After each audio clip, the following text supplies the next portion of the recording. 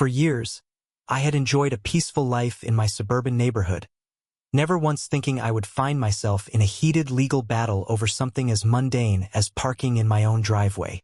My name is Alexander Grant, a three-term congressman known for championing property rights and advocating against government overreach. However, despite my firm grasp on legal matters, I had never imagined that the very concept of private property would be challenged not by the state, but by a power-hungry HOA president with a vendetta. It all started when I purchased a brand-new, custom-built Cadillac Escalade, midnight black, chrome accents, and a fully loaded interior. It was a vehicle that symbolized my success, a reward for decades of hard work.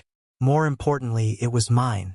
The first sign of trouble came on a seemingly normal morning as I was leaving for Capitol Hill. A crisp white envelope sat tucked under my windshield wiper, an HOA violation notice. I furrowed my brow and tore it open, expecting something minor, but what I read left me baffled. Violation of HOA aesthetic standards. Unauthorized vehicle parked in a visible area. Must be removed within 48 hours or face fines. I reread the notice, shaking my head in disbelief. My Escalade was parked in my own driveway, clean, polished, and well-maintained. Nowhere in the HOA bylaws was there any clause against having vehicles parked in driveways, let alone one in pristine condition. This had to be a mistake. I called the HOA office that afternoon and was directed to the voice that would soon become the bane of my existence, Karen Whitmore, the HOA president. Her voice was clipped, condescending, and eerily confident. "Mr. Grant," she began, emphasizing my name as though she were speaking to an unruly child. "The board recently voted to revise the community standards regarding large vehicles that disrupt neighborhood uniformity." "Large vehicles?" I echoed, gripping my phone tighter. "Karen, SUVs are incredibly common in this neighborhood. There are at least a dozen within a block radius of my house." "Yes, well," she sniffed. "Most of those are stored in garages out of sight as they should be." I exhaled sharply, keeping my composure. "Karen, my garage is already in use. There is nothing in the bylaws prohibiting parking in my driveway. I would like to request a copy of the exact rule I am allegedly violating." Silence stretched for a moment before she replied, her voice carrying a smug undertone. "The board has discretionary power to maintain community aesthetics. If you'd like to dispute this, you can attend the next HOA meeting in 3 months." My jaw clenched. 3 months? That's unreasonable. "Then I suggest you comply in the meantime," she said, her tone icy. "Or be prepared for consequences." She hung up before I could respond. That evening, I saw Karen drive by my house, slowing down just enough for me to notice her snapping photos of my Escalade. She met my gaze and, instead of looking guilty, she smirked and waved. Something about that expression unsettled me. This wasn't about aesthetics. This was personal.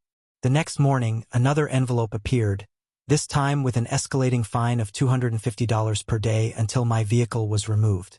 I spent the next 2 hours knocking on my neighbors' doors, asking if anyone else had been targeted with similar fines. Not a single person had received a notice. In fact, several of them were shocked, stating they liked my Escalade and saw no issue with it. Mr. Jefferson, my neighbor who drove a massive pickup truck, chuckled and said, "Sounds like Karen's just got a problem with you, son." That suspicion was confirmed when I spoke to an elderly widow named Mrs. Hendricks, who confided in me that Karen had been bragging about teaching certain homeowners a lesson during an HOA social event. Determined to put an end to this, I installed security cameras facing my driveway and front yard. I had a gut feeling this wasn't over. I sent a formal certified letter to the HOA, requesting documented proof of the rule change and complaints that had supposedly been filed against my vehicle. By law, they were required to provide this information. The next morning, my car was gone. When I stepped outside, my driveway was empty. I felt my breath hitch in my throat as I scanned the street, disbelief washing over me. My heart pounded as I ran back inside and checked my security footage. There it was, a tow truck arriving at dawn, escorted by none other than Karen herself. She stood by, arms crossed, watching smugly as my vehicle was hooked up and driven away. The timestamp read 6:45 a.m., less than 12 hours after my last notice, well before the legal time frame for towing had passed. I clenched my fists. Karen had illegally taken my car. I immediately called the tow company, demanding to know where my vehicle had been taken. The man on the other end of the line sounded nervous when he checked the records. "Sir, your car isn't here anymore." "What do you mean it's not there?" My voice was deadly calm. "Where is it?" "It was claimed by the HOA as abandoned property and sold at auction this morning. My $120,000 vehicle, my property, had been stolen and sold overnight." I gritted my teeth, took a deep breath, and dialed my attorney.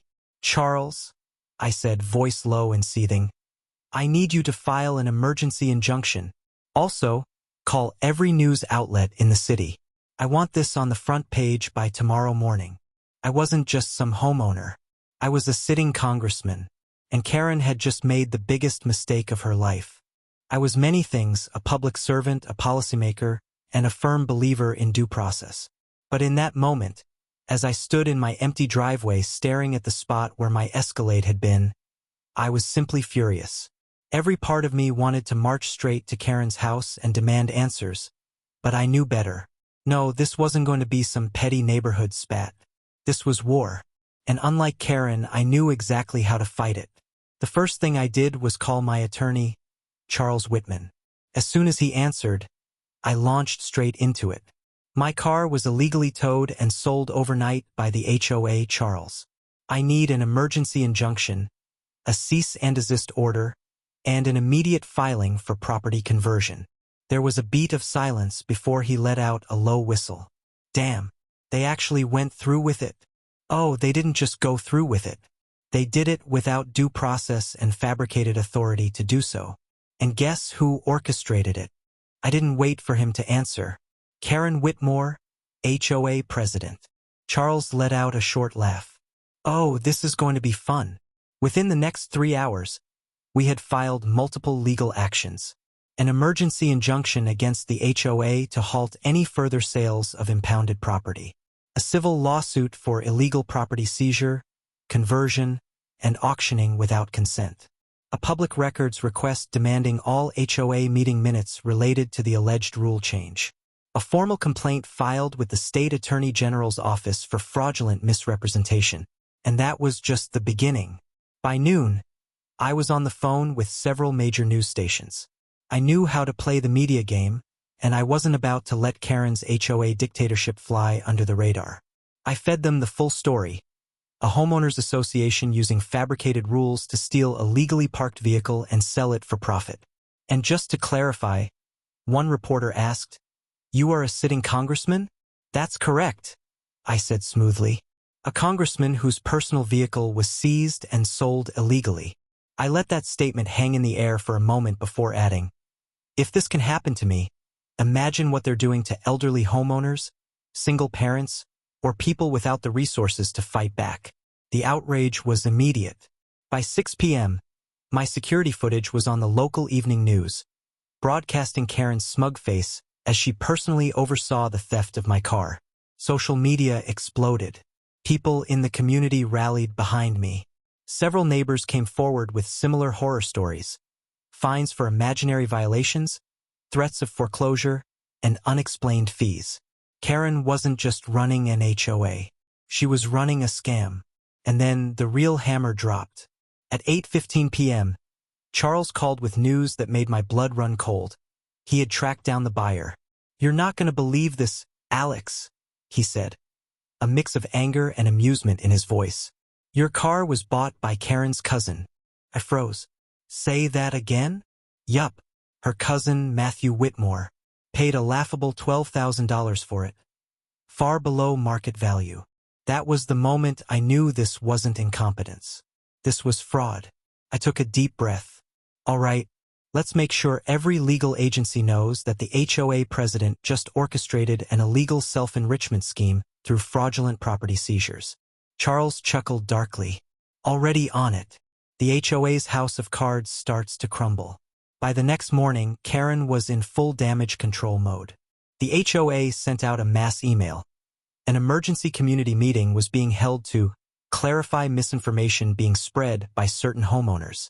They didn't mention me by name, but it was clear who they were referring to. I attended, of course, but I wasn't alone. I brought my lawyer, several news reporters, and a local state investigator. The HOA's usual intimidation tactics didn't work this time. The second the meeting started, Karen put on her best fake smile and attempted to gaslight the entire neighborhood. "There has been a misunderstanding," she began, standing at the front of the room. "The board acted within its rights. You broke the law." My voice cut through the room like a blade. Karen faltered for half a second before regaining her composure. "That's an unfair accusation, Congressman Grant. The HOA has full authority to regulate parking." I pulled out a folder full of legal documents and slammed it onto the table. "Wrong. Your bylaws do not contain any rule against driveway parking. You falsified authority, seized private property without cause, and sold it at a fraudulent auction to your own cousin. That is not HOA governance. That is criminal theft." Murmurs spread through the crowd. Homeowners who had been bullied into silence finally started speaking up. "Karen, I got fined for having a flower pot too close to my walkway. You threatened to evict me because my front door wasn't a regulation color. My mom got charged $1,000 for a fence that was built before she even moved in." Karen's face turned beet red. "That's not relevant to this discussion." "It's entirely relevant." I gestured to my lawyer, who handed out copies of the injunction and pending lawsuits. "Effective immediately, your authority as HOA president is under legal review. Any financial transactions conducted under your leadership will be audited." And then I delivered the killing blow. I stood up and addressed the room. "This HOA has been abusing its power for years, profiting off the very homeowners it was meant to protect. This is no longer just about my car. This is about holding corrupt leadership accountable." Karen looked around, realizing she had lost control. Her carefully constructed empire of fear and fines was collapsing in real time. She stormed out of the meeting before it even ended, refusing to answer questions from the press. But it was too late. By the following day, the state launched a formal investigation into the HOA's finances. It turned out that tens of thousands of dollars had been misappropriated under Karen's leadership. Homeowners who had once been too afraid to fight back began organizing to dissolve the entire HOA. And as for my car, the police, backed by my legal team, seized it back from Karen's cousin. I received a call from a deputy the following week.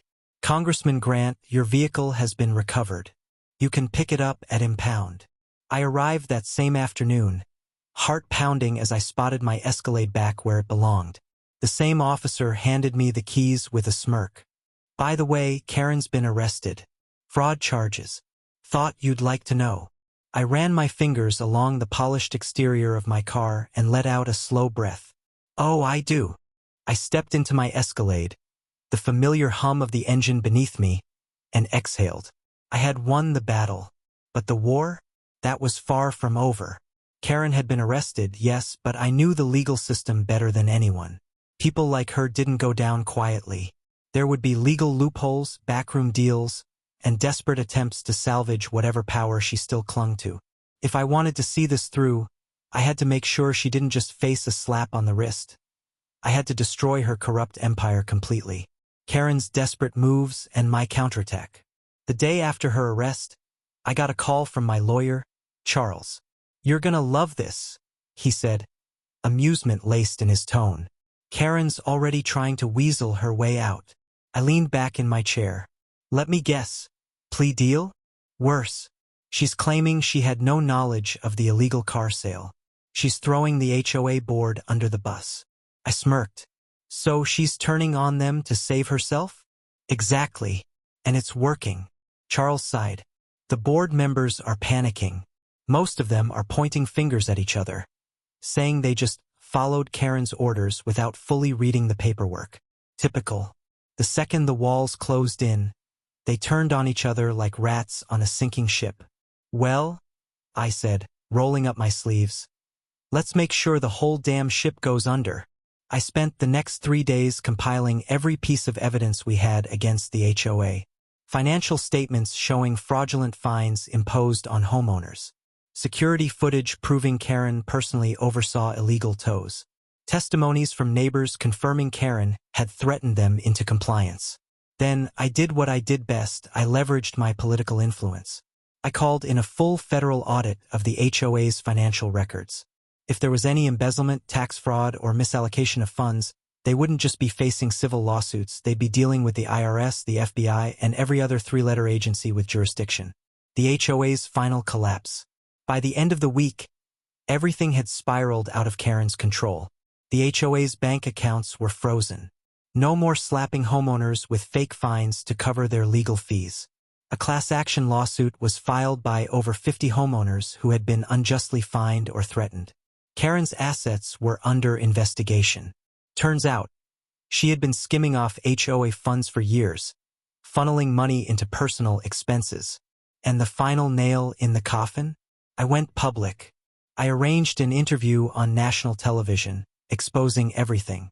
The illegal tows, the fraudulent sales, the weaponization of HOA power against innocent homeowners. Karen's name became synonymous with corruption. The fallout was swift and brutal.